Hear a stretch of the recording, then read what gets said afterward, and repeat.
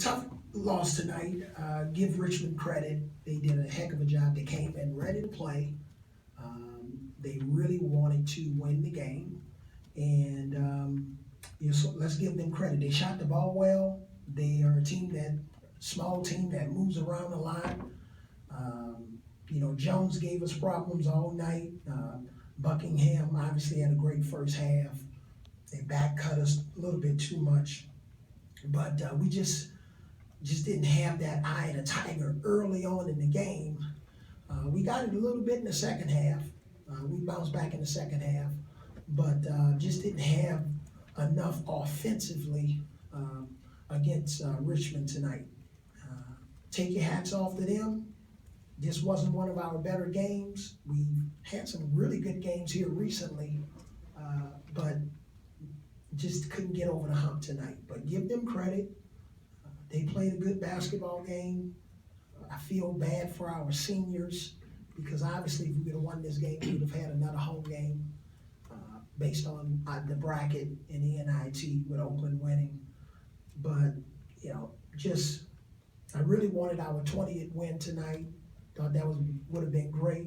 Crowd showed up. How many fans did we have tonight? Was it 4,000? It felt like 14. Okay, so thank everybody for coming out tonight and trying to inspire our team to win. Kind of touched on it just a second ago, but obviously you make a lot of progress at the SEC tournament going as far as you did. It seemed like there were some of the same things that you've had, the scoring droughts, long, and efforts that you missed 7 of your last 8. I mean, those kind of things. Is this the same story, different? Well, I just think, we not only missed some shots, we were hesitant to shoot. There were some shots that I think we passed up.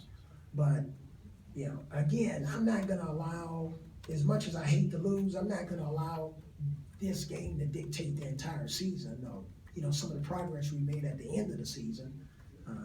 But sure wanted this win. It doesn't feel good.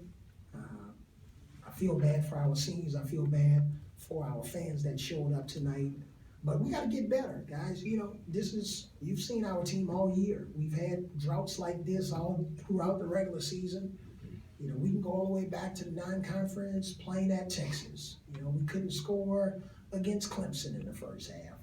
And, I can point out 8 games where we've had these type of droughts. And some of it's, we got to improve in terms of the way we take care of the ball in practice and, finish our layups, make our open shots, make our free throws. And the guys that are returning, they got to get better. And the guys that are coming in, they got to come in and give us a huge boost in some of the areas that we're weak. Coach, given their size and their ability to move the ball, it really seemed to negate a lot of what Jimmy's been able to do. Having him on the floor, certainly couldn't have Jimmy and Dante on the floor at the same time. Oh, no. How much did that affect you? Yeah, a little bit. I just think not being able to capitalize on our size advantage early in the game. We tried to go inside a little bit and we either missed a shot or we turned it over.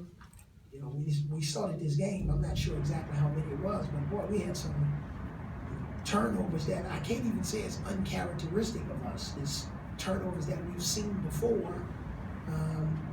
It's just a lot of our young players, we got to just grow up and mature a little bit more. I thought I saw some signs of it in the SEC tournament, but we kind of went back to some of the situations that we had during the regular season where we just didn't play smart enough and didn't have enough ball security. Because you mentioned those 7 or 8 games that kind of went away from you. How frustrating is it as a coach that maybe the record doesn't show the improvement that this team made? Yeah, that's a good point, Tony. We've made some improvements. I like the way we played on the road. If you're going to really be a good basketball team, you gotta have a significant home court advantage. All right, and we got to figure that out. That doesn't have anything to do with the building or our fans. That's all on us. And our players just got to have more confidence and more swagger and more pride in defending their home court. So that's an area that we definitely need to improve in. I'm well aware of it. And then, just trying to figure out, 5, 7, 8, 9, 10, 11 guys that really just don't like to lose. They don't want to lose a minute in the game. If they lose a minute or 4 minutes or 5 minutes, there's just something about you when you have that balance of you really don't like to lose, but at the same time you have confidence that you can get the job done. You can make the shot, you can make the free throw, you can make the pass, you can make the post move. Just the really, really, really good players, man, there's an edge about them. There's a confidence and a swagger. We got to get a lot more of that for us to go to the next level. On left. How difficult was it to prepare for their Princeton offense? Did you look at Vanderbilt from last year? And also, were you familiar with TJ Klein because he's from Plano? Yeah, very familiar. Yeah. We got to work on him when there was a group of maybe 3 or 4 teams we thought were going to play. So we got to work on him, and it wasn't necessarily anything that surprised us. They just executed. Really good bounce passes back door. Sometimes they put our big guys in the bind. But that's why, in terms of the way we're recruiting, we want to be able to play against any type of style. And, as the game was going on, or as the game was ending, I was even thinking about guys like Daniel Giddings, right? Him being able to play in games like this. Klein was able to draw, some of the bigs from the perimeter. How big was that for them to be able to guard? It was good. That's their style. You see it with Luke Cornett being able to draw a lot of the big guys. When you have a center that can shoot the three and pass, that's pretty impressive. Bogut, when he was with Golden State, he couldn't shoot the three-point, but when you got a center that can pass like that, man, that takes your offense to another level, and it makes you harder to guard and harder to scout when you don't just have a traditional center. Cecil, we got time for 2 more. Cecil? Also, for whatever reason, Braxton just hadn't seemed to be in a good rhythm for the last 2 games. Is there any particular You know reason? what? I just think just out of sync, just didn't get off to a good start. And, but obviously got a year's worth or a season worth of video now that we can watch and break down. We got some guys that's coming back that's going to be in their 3rd year, like Riley with us, and Braxton's coming back in his 2nd year. Dejan, after sitting out basically 12 months, he's coming back again for his 2nd year. So, whether it's Braxton or any of our guys that have maybe struggled, now we have an entire off season where we have a lot of video to watch. And as I shared with them on Monday, all of those games that we lost season.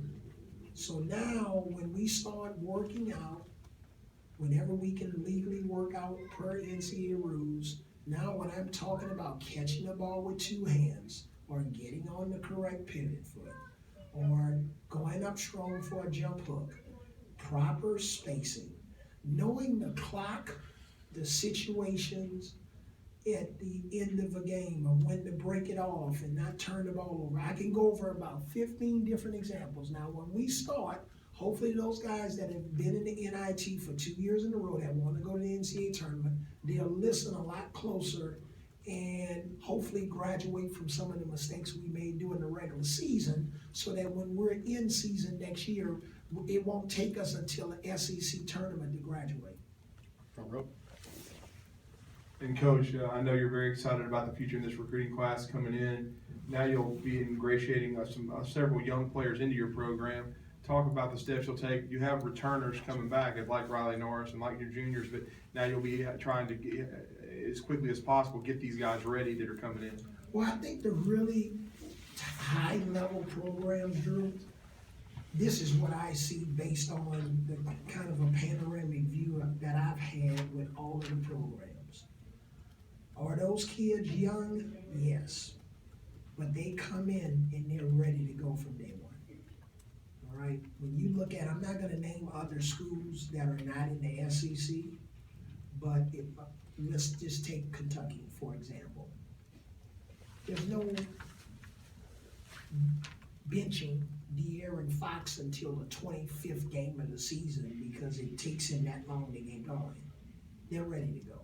All right, we've tried to recruit in a way that the players that are returning next year, they're going to have some experience, but the guys that are coming in, we're ready to go. And maybe not all 5, but hopefully 2, hopefully 3. You know, you look at when a particular ACC school lost to, I won't mention their names because they might use it for advertisement, but they lost maybe in the first round, but then you add Tyus Jones and Okafor, and all of a sudden things happen.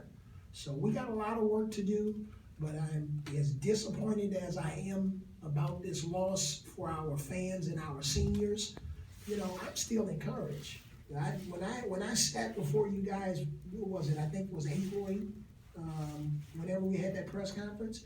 I never made any bold promises about NCAA tournament and 20-win seasons in the first 2 years.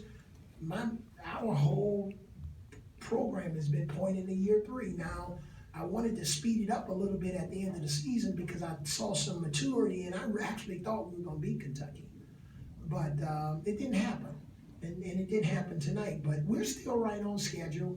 I'm as encouraged about what we're doing with the program as I was from day one. Last question in the back. Hey, Coach, just one, sorry about that. Where are you? Right here, Camera. Oh, right here with the camera. You had to summarize this season in a sentence or two. What would you say? In a sentence or two, I would say Alabama basketball is still trending in the right direction. We were in some games that could have gone either way. Free throw here, turnover here, here or there, and they were winnable games. Hopefully Alabama basketball, their hunger and their desire level to be champions, all right? Not just make it to the NCAA tournament, but to be champions for those players that are returning. Hopefully that'll go to another level, and we'll see it in their off-season workouts. We'll see it in their attitudes. And hopefully that'll help us kind of not only get in, but hopefully make some noise. So I'm really encouraged. I've talked to Greg Byrne, our AD. Obviously, Coach Battle is always in our corner. He's been very encouraging, and he reminded me today about what we talked about when he hired me, and in that interviewing session. So we want to go somewhere. I like the success our foot team has had. All right, I like what. You know, I like their swagger. I like their confidence. I like the expectation of winning when I walk into the football stadium. We're not there yet. We're chasing greatness. All right, we're not just chasing an NCAA tournament berth. Thanks, Coach. Thanks.